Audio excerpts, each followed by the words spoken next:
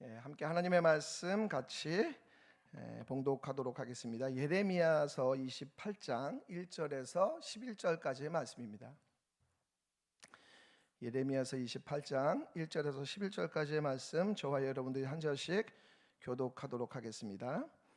저부터 읽습니다. 그해 곧 유다 왕 시드기야가 다스리기 시작한 지 4년 다섯째 달, 기브온 앗술의 아들 선지자 하나냐가 여호와의 성전에서 제사장들과 모든 백성이 보는 앞에서 내게 말하여 이르되,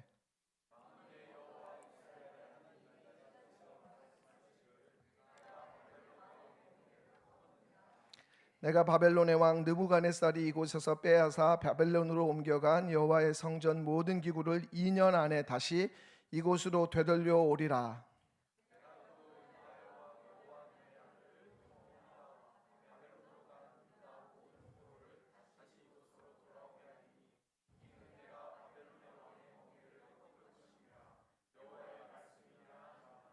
선지자 예레미야가 여호와의 성전에 서 있는 제사장들과 모든 백성들이 보는 앞에서 선지자 하나냐에게 말하니라.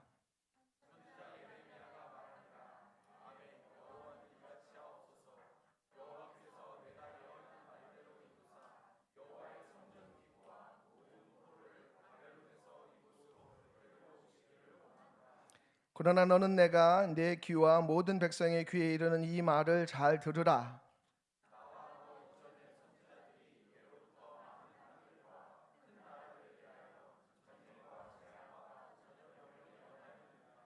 평화를 예언하는 선지자는 그 예언자의 말이 응한 후에야 그가 진실로 여호와께서 보내신 선지자로 인정받게 되리라.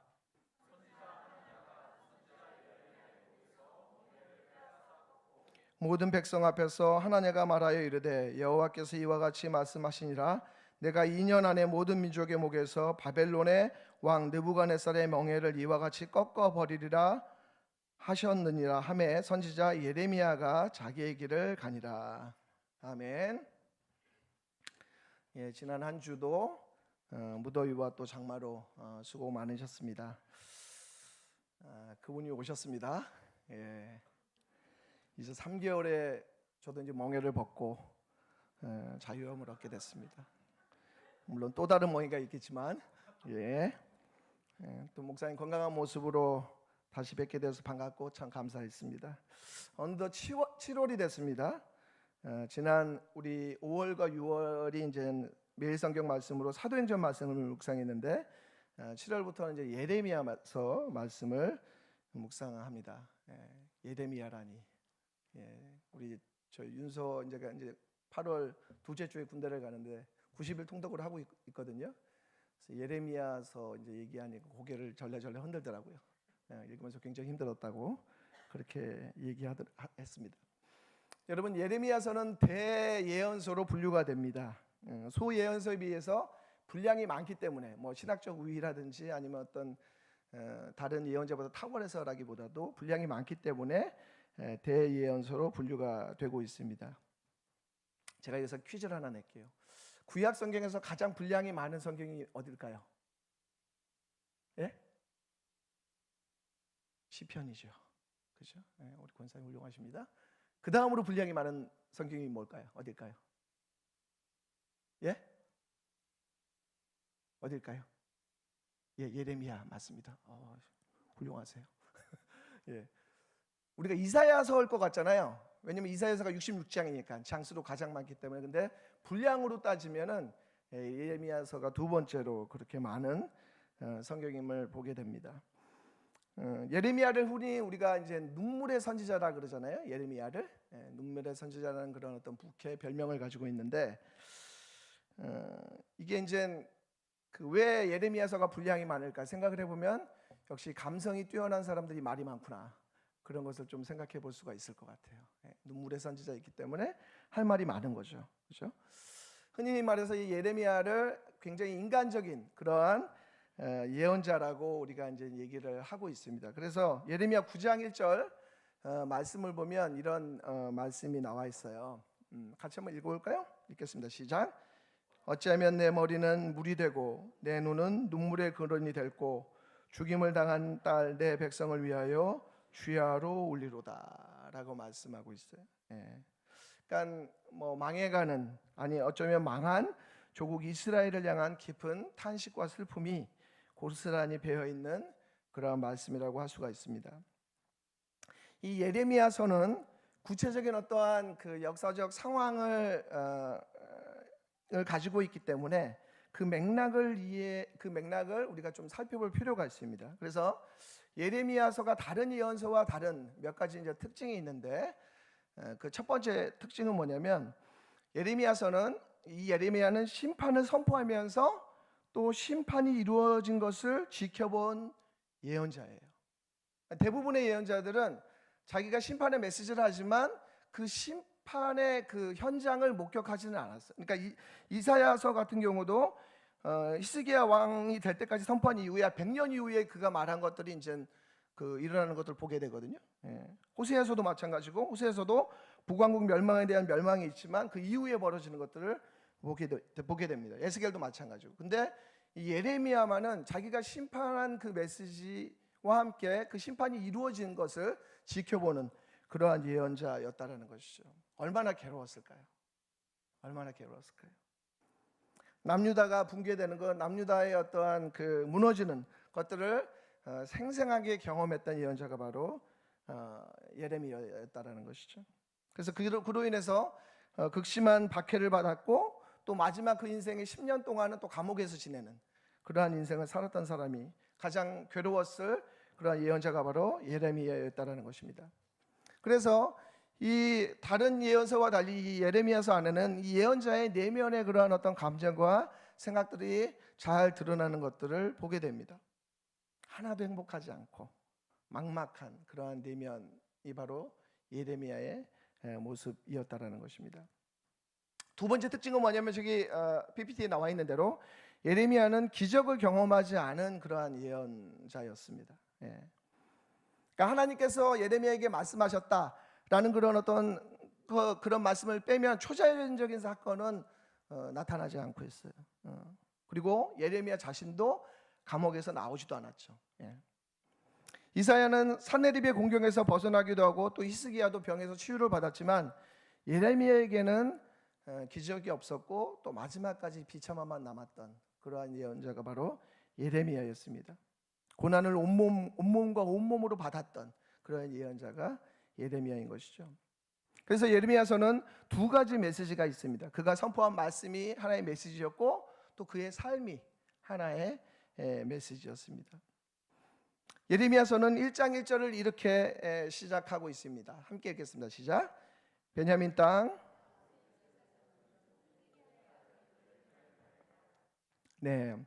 베냐민 땅 아나돗의 제사장들 중 힐기야의 아들 예레미야의 말이라, 이렇게 시작하고 있죠. 여기서 말은 이제 말씀인데, 이게 이제 다바르라는 그 히브리어죠. 다바르. 우리 교회도 이제 토요일 오전마다 이제 김영익 장로님과 함께 코람 다바르라는 모임을 하고 있는데, 이 다바르라는 것은 입에서 나오는 그런 어떤 말 이상의 의미를 담고 있습니다. 그러니까 말과 행동을 포괄하는 그러한 단어인 것이죠. 이 다바르 안에는. 그런 의미에서 이 제목은 예레미야의 그 말과 함께 또 예레미야의 삶을 포괄하는 그러한 의미를 가지고 있습니다. 예레미야는 제야에서 활동한 그러한 예언자였습니다. 일종의 이제 비주류 예언자인 것이죠. 오늘 말씀 보면 여러분 1장 1절에 보니까 예레미야에 대한 설명이 이렇게 좀 길잖아요. 그죠? 베냐민 땅 아나돗의 제사들 중에 힐기야의 아들 예레미야의 말이다. 여러분, 주류 예언자들은 그냥 선지자, 에스겔도 마찬가지예요. 선지자 에스겔 이렇게 표현됩니다. 근데 주로 비주류는 어때요? 설명을 많이 해줘야 되죠. 그죠? 설명을 많이 해줘야 됩니다. 에스겔이 주류 예언자였다면 이 예레미야는 비주류에 해당하는 그러한 변방의 선지자였습니다. 그러니까 다윗 왕 시절에는 두 명의 그 제사장이 있었거든요. 독특하게도 아비아달 제사장이 있고, 또 다른 한 명이 사독이었는데, 이 아비아달은 다윗의 아들 중에서 아도니아를 지지했어요. 근데 사독은 솔로몬을 지지했죠. 그래서 솔로몬 왕이 된 이후에 솔로몬이 이 아비아달 계열의 그 제사장들을 다 유배시키거나 처형시키거나 이런 일들을 했습니다. 그리고 바로 이 아비아달이 제사장직에서 파면되고 고향인 아나돗으로 가게 됩니다. 그 아비아달의 후손이 바로 예레미야였다는 것이죠. 그래서 이 예레미야는 처절한 고통을 당하고 비주류로서의 역할을 감당했던 것을 보게 됩니다. 이 예레미야가 줄곧 이스라엘 공동체를 향해서 비판의 메시지를 전하는데 이스라엘이 범한 그 죄악의 핵심 내용이 예레미야 2장 13절에 나타나고 있습니다. 2장 13절 함께 읽겠습니다. 시작.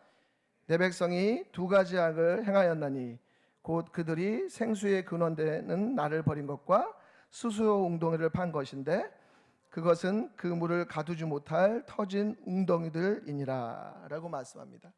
그들이 심각한 죄악, 이스라엘 공동체의 심각한 죄악 두 가지. 하나는 생수 근원인 하나님을 버린 것, 또 다른 하나는 하나님을 버리고 스스로 웅덩이를 판 것이다 라고 말씀하고 있습니다. 그러니까 스스로 웅덩이를 팠다라는 것은 뭘 의미하냐면 강대국을 의지했다라는 것이죠.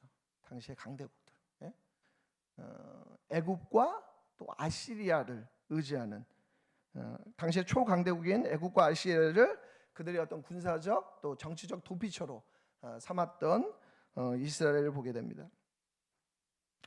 이 예레미야가 살았던 시대는 너무나 어둡고 암울한 시대였죠. 그래서 예레미야서는 요시야 왕 13년 주전 626년 그때부터 시드기야 왕까지 5명의 왕을 겪으면서 예언을 선포한 선지자가 바로 예레미야였습니다. 남유다가 기울어가고 망해져가는 그런 과정 속에서 하나님의 심판의 그 메시지를 선포했습니다. 사실 예레미야가 살았던 이 시대는 마치 우리나라의 역사 속에서 어디에 좀 비유할 수 있을까 생각해보면 구한말 시대하고 좀 비슷하다고 할 수가 있습니다. 구한말 시대. 우리나라 구한말 시대에도 주변에 강대국들이 많았죠. 그렇죠? 마찬가지로 남유다 말기에도 바벨론과 아시리아 또 애굽이라고 하는 그런 제국들이 힘을 발휘했던 그런 시대가 바로 예레미야가 사역했던 그러한 시대였습니다. 그런 시대 가운데서 후 불면 꺼질 것 같은 아주 미약한 촛불과 같은 풍전등화의 상황 속에 있었던 이 이스라엘 백성들을 향한 새로운 어떤 전망과 또 예언이 필요했던 것들을 보게 됩니다. 그리고 그러한 상황 속에서 오늘 말씀이 주어져 있는 것입니다. 이 하나냐라는 선지자가 예언을 하죠. 오늘 말씀에 하나냐 예언의 구체적인 내용이 2절에서부터 4절까지 등장하는 것을 보게 됩니다. 하나냐는 어떤 말씀을 이스라엘 공동체 가운데 전하고 있습니까? 바벨론 왕의 멍에를 꺾었다라고 말씀하고 있어요. 이 말씀이 주어지는 장소나 환경을 보면 여호와의 성전에 28장 1절에 여호와의 성전에서 제사장들과 모든 백성이 보는 앞에서 내게 말하여 이르되 라고 말씀하고 있습니다. 성전 앞에서 제사장들과 모든 백성들이 보는 앞에서 하나냐는 어떤 예언을 합니까? 내가 바벨론 왕의 멍에를 꺾었다 라고 말씀하고 있습니다. 이 여고냐 오늘 말씀을 보니까 여고냐는 누구를 의미하냐면 여호와긴 왕을 얘기합니다. 여호와긴과 포도들이 잡혀간 지가 한 4년이 됐어요. 근데 2년 안에 이제 그들이 빼앗겼던 성전기구가 다시 찾아오고 또 잡혀갔던 포로들이 돌아온다라는 그러한 좋은 소식을 지금 하나냐는 얘기하고 있는 것입니다. 그러니까 일종의 단기 유배설이에요. 이제 6년 안에 4년 전에 이제 그런 일들이 벌어났고 이제 2년 후에 이제 다시 돌아온다 그러니까 한 6, 7년 안에 다시 유배가 이제 그치는 단기 유배설을 지금 하나냐 선지자는 얘기하고 있습니다. 유다 백성들은 시리에 빠져 있었고 위로의 말씀이 필요했습니다. 그리고 이런 상황 속에서 선지자 하나냐가 전하는 이 메시지는 샬롬의 소식이고 희망을 북돋우는 그러한 말씀이었어요. 그러나 하나냐의 이러한 예언은 헛된 소망이요 거짓된 낙관론이었다라는 것입니다. 여러분, 우리가 고난이나 어려움을 겪을 때 이런 말들을 듣게 돼요. 하나님께서 크게 쓰시려고 그러신다고. 하나님께서 크게 쓰시려고 그러신다고. 물론 이런 말들을 하는 사람들은 되게 어떤 좋은 취지와 또 선한 마음으로 하는 것이겠죠. 근데 이제 속으로는 이제 그런 마음이 듭니다. 하나님 저 크게 안 쓰셔도 돼요. 그런 그런 마음이 막 불쑥불쑥 올라옵니다. 그런 어떤 상투적인 위로의 말들이 별로 위로가 되지 않고 힘이 되지 않은 것들을, 때가 많은 것들을 보게 됩니다. 우리는 어떻게 보면 고통과 고난 속에서 의미를 발견해야 하고 소망을 갖고자 합니다. 그래서 좌절과 시리가 빠졌을 때 이러한 희망의 말들을 붙잡고 싶어하고 또 받아들이고 싶은 그런 것인지도 모르겠어요. 이 하나냐는 바벨론 왕의 멍에를 꺾어버렸다고 2절과 4절에 반복해서 얘기합니다. 그리고 4절 말씀에 보면 세번역에서는 반드시 바벨론 왕의 멍에를 꺾어버리겠다라고 힘주어서 말씀하고 있습니다. 이러한 선지자 하나냐의 그 말씀에 대해 예레미야 선지자가 반응하고 있습니다. 우리 5절 말씀을 같이 한번 읽어보면 좋겠습니다. 5절 말씀 함께 읽겠습니다. 시작. 선지자 예레미야가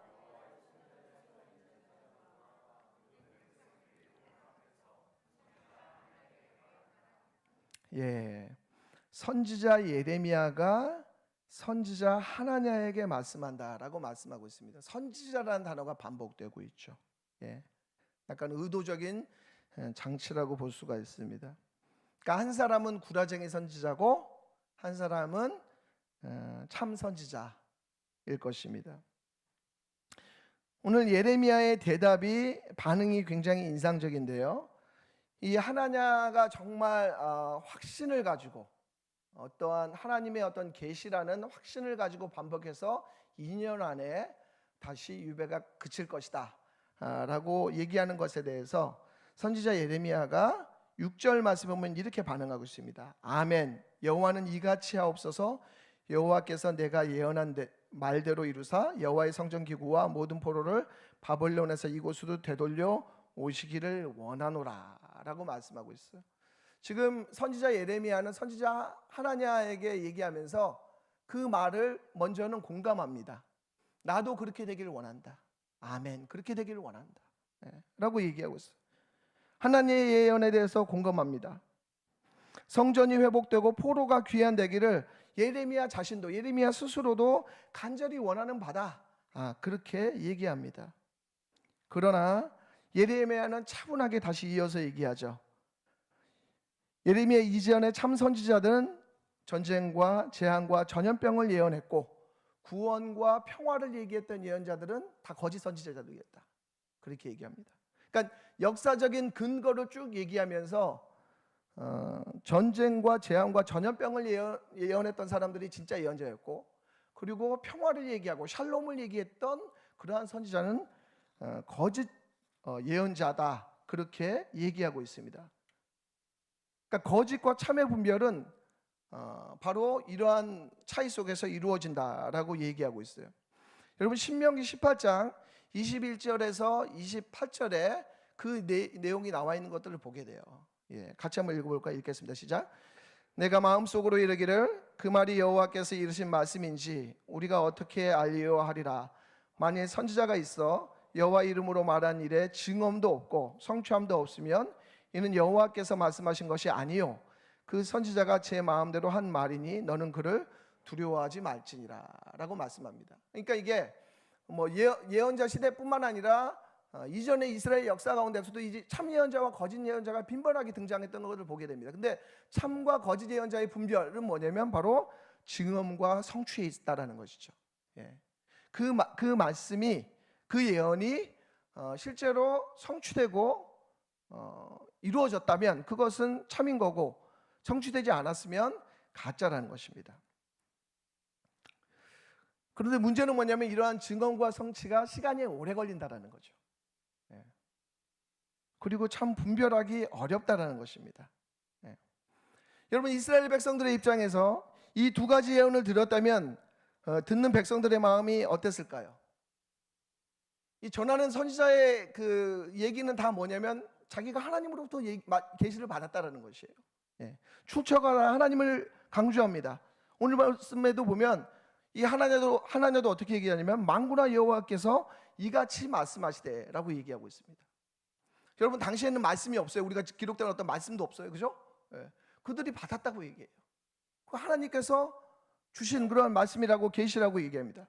계시와 계시가 지금 부딪히고 있는 거예요. 그러면 누구의 말이 진짜 계시인가? 누구의 말이 진짜 계시인가? 여러분, 선지자 하나냐는 백성들의 호응을 많이 받았을 것이에요. 그죠? 백성들의 호응을 많이 받았을 것이에요. 그들이 가지고 있던 기대, 그들이 가지고 있었던 소망을 지금 하나냐가 얘기해 주고 있거든요. 반면에 예레미야의 예언은 아주 달갑지 않은 그러한 메시지였을 것입니다.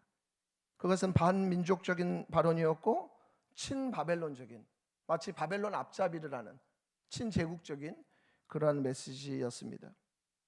그래서 많은 사람들이 이 예레미야를 괴롭게 했어요.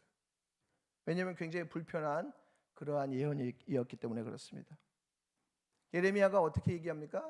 이스라엘 백성들 향해서 제국에서 잘 살아라. 거기서 농사 짓고 자식 잘 낳고 그리고 그 땅에 평안을 구하면서 살아라. 이런 얘기를 지금 예레미야가 하고 있는 거예요. 그리고 느부갓네살 왕을 어떻게 표현합니까? 내종 느부갓네살 이렇게 얘기합니다. 그런 예레미야에 대해서 호의적으로 우리가 그 사람들이 받아들일 수 있었을까요? 이스라엘 백성들이? 그렇게 하기가 쉽지 않았을 것 같습니다. 뿐만 아니라 이스라엘 백성들은 어떠한 사고에 많이 갇혀 있어요? 시오니즘과 선민사상에 투철했던 민족이 바로 이스라엘 백성들이었어요. 그렇기 때문에 훨씬 더 이 예레미야의 그 메시지를 하나님께서 주신 메시지라고 받아들이기가 훨씬 더 어렵지 않았겠나, 그런 생각들을 하게 됩니다. 우리는 모두 듣기 좋은 말을 듣고 싶어하고 그것이 거짓 희망이라 할지라도 그 메시지를 듣고 싶어 하는지도 몰라요. 일종의 정신승리일 수도 있고 자기 위안이 될 수도 있고 그런 말씀을 듣고 싶어 할지도 몰라요. 쓴소리를 듣고 싶어 하는 사람은 별로 없습니다. 지금 예레미야는 이스라엘 백성들의 호응하는 말씀을 나누는 것이 아니라 진실을 외면하지 않고 하나님의 말씀을 대언하고 있습니다. 여러분, 우리에게도 진리의 말씀을 분별하는 지혜가 필요합니다. 무엇이 하나님의 말씀인가? 하나냐 예레미야 모두 하나님께 들은 말씀을 전했다고 했어요. 분별의 기준이 필요하겠죠. 그죠? 분별의 기준. 그 분별의 기준은 뭘까요? 우리에게, 그리스도인에게는 당연히 하나님의 말씀이 분별의 기준입니다. 근데 이게 또 간단하지는 않죠. 하나님의 말씀이 기준이긴 하나 간단하지 않습니다. 우리가 보통 교회 개혁을 할 때 그 개혁을 하는 그 사람들이 많이 주장하는 게 뭐예요? 오직 성경을 얘기하죠. 성경이 무엇을 이렇게 주장하느냐, 그런 얘기들을 많이 합니다. 근데 대체로 보면 그렇게 오직 성경을 많이 강조하는 그러한 그룹이 오히려 교회에게 반하는 그러한 말과 행동을 할 때가 참 많은 것들을 보게 됩니다. 자기 중심과 자기 합리성이 강한 죄인인 우리들은 말씀을 자기 상황에 맞게 해석하고 적용하는 그러한 경향들이 있어요. 그러니까 말씀을 가지고 우리가 그것을 순종하고 따를 말씀으로 받아들이는 것이 아니라 자기 신념과 입장을 옹호하는 그러한 말씀으로서 말씀을 수단화하는 것들을 보게 되는 것입니다. 오늘 말씀에도 보면 이 하나냐는 백성들의 입맛을 만족시키기 위해서 말씀을 수단화하고 있습니다. 하나냐는 예레미야의 말에 자신의 예언을 검증하는 것이 아니라 더 무례하게 강도 높게 예언하는 것들을 보게 됩니다. 그것이 우리가 보게 되는 28장 10절에서 11절까지의 말씀인데, 우리 10절에서 11절까지의 말씀 같이 한번 읽어보도록 하겠습니다. 읽겠습니다. 시작. 선지자 하나냐가 선지자 예레미야의 목에서 멍에를 빼앗아 꽂고 모든 백성 앞에서 내가 2년 안에 모든 민족의 목에서 바벨론 왕 느부갓네살의 멍에를 이와 같이 꺾어 버리리라 하셨느니라 하매 선지자 예레미야가 자기 길을 가니라. 지금 선지자 예레미야가 찬찬히 이제 설명을 했잖아요. 그렇죠? 하나님의 그 역사 속에서 신명기의 그 말씀을 가지면서 쭉 이제 반응을 했는데, 그것에 대해서 선지자 하나냐가 어떻게 반응하고 있냐면, 선지자 예레미야의 목에서 멍에를 빼앗아 꺾고, 지금 선지자 예레미야가 줄과 멍에를 이렇게 들춰매면서 상징적으로 이걸 표현했던 거예요. 근데 그것을 꺾어버립니다. 멍에를 빼앗아서. 그리고 모든 백성 앞에서 다시 말씀하기를 어떻게 얘기하고 있냐면, 여호와께서 이같이 말씀하시니라. 더 확신에 차서 지금 선지자 하나냐가 제사장들과 백성 앞에서 얘기하고 있는 것을 보게 돼요. 다시 신적 계시를 강조하고 있는 것이죠.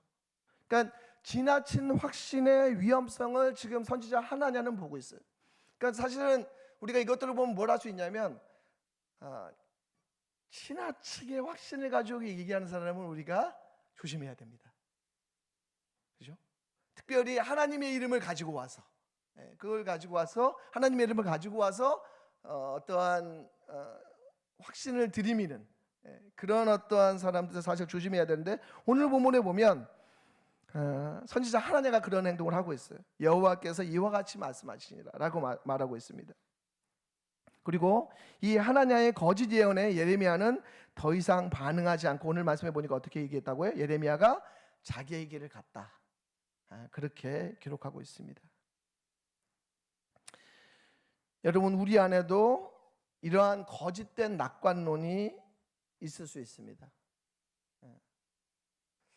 생각해 보면 면밀히 우리의 사고와 이런 것들을 살펴보면 신앙이 아닌 것들이 참 많다라는 것들을 생각해 보게 돼요. 소망을 갖는데 그게 이제 하나님을 향한 어떤 소망이 아니라 어떤 낙관적인 기질, 이런 어떠한 모습들 속에서 오는 그런 모습들일 수 있겠다 싶습니다. 누가 이렇게 병들었어요?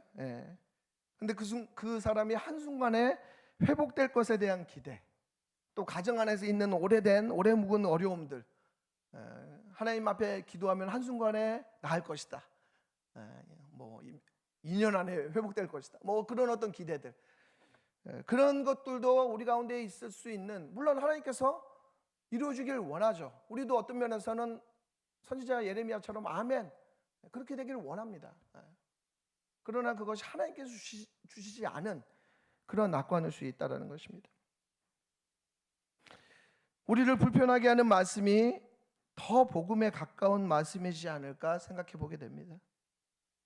민족주의를 벗어나는 것이 복음에 더 가까운 메시지일 수 있습니다.